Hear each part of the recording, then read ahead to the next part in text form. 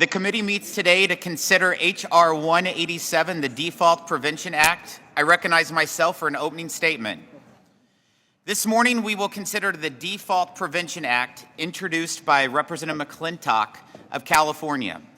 We also have an amendment in the nature of a substitute that will build on Mr. McClintock's bill to take off the table the risk of defaulting on our debt, to protect our seniors, and to prioritize those who defend this nation each and every day.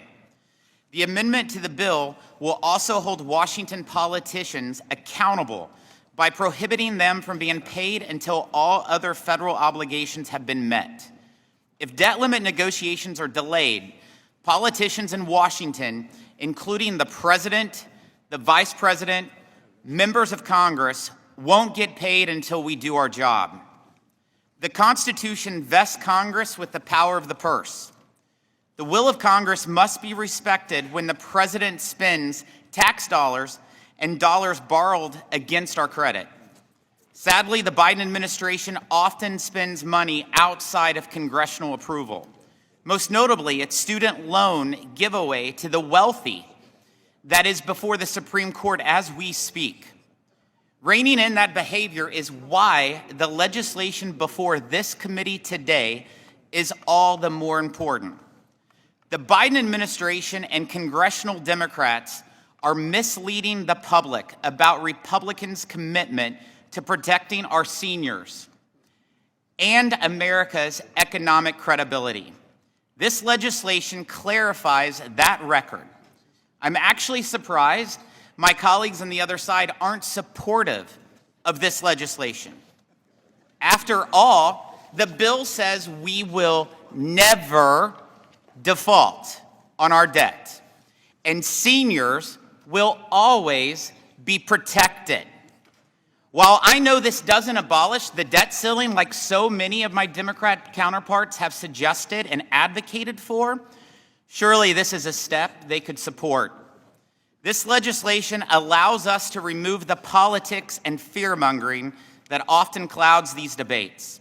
And it allows us to get on with the work to address America's debt limit and rein in the reckless spending that threatens our country's fiscal well-being and that of the American people.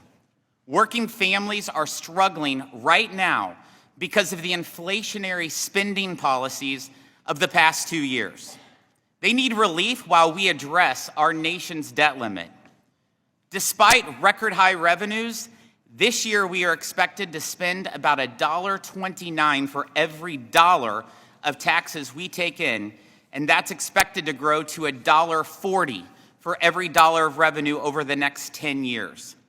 This makes it clear, Washington doesn't have a revenue problem, it has a spending problem.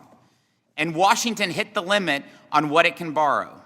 Despite the Democrats voting for a $2.5 trillion debt limit increase in December of 2021, the largest single debt limit increase in our nation's history, we once again reached the statutory debt this January.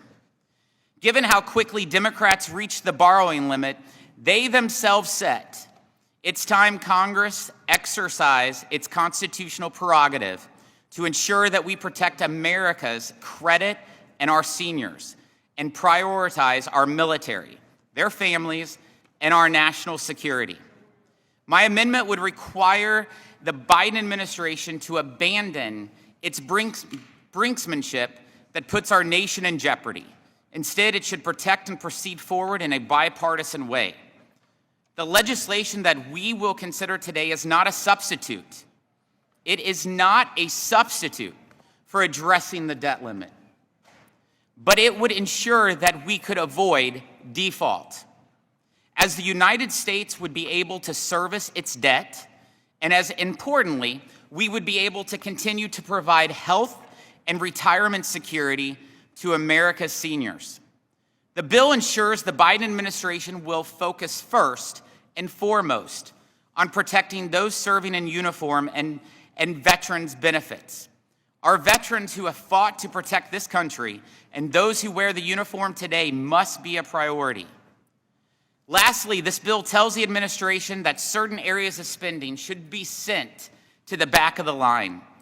It prohibits the Treasury from paying items such as congressional pay, White House pay, government travel, and so on, unless all other obligations of the federal government have already been met.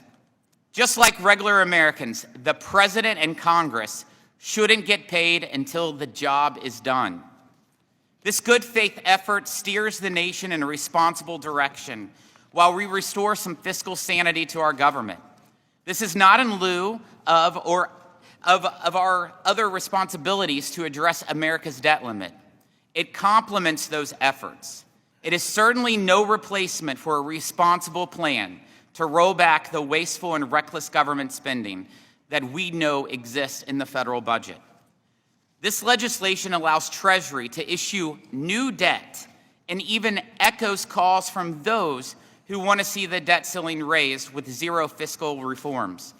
But I suspect my friends on the other side will still find a way to put politics over people and oppose this good faith effort to avoid default and to protect seniors.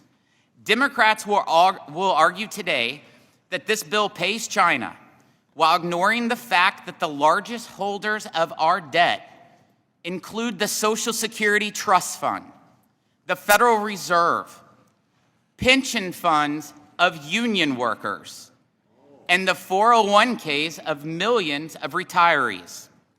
If they suddenly care so much about China, why not support legislation that prioritizes the national security of American families and make sure our military men and women are paid? Where was the concern out of Washington Democrats over the last 2 years when they increased spending by $10 trillion and ran up record deficits that made us more beholden to China? What about the fact that taxpayer dollars from their so-called Inflation Reduction Act are being used to attract investment and ownership from the Chinese Communist Party right here in the United States? I haven't heard any of my friends raise any flags there, and the irony is crystal clear. Democrats trying to talk tough on China is, as we say in Missouri, hogwash. Congress should be able to walk and chew gum at the same time. Let's advance the Default Prevention Act while we work on the broader negotiations towards a plan to begin to put our fiscal house in order. I recognize Mr. Neal for his opening statement.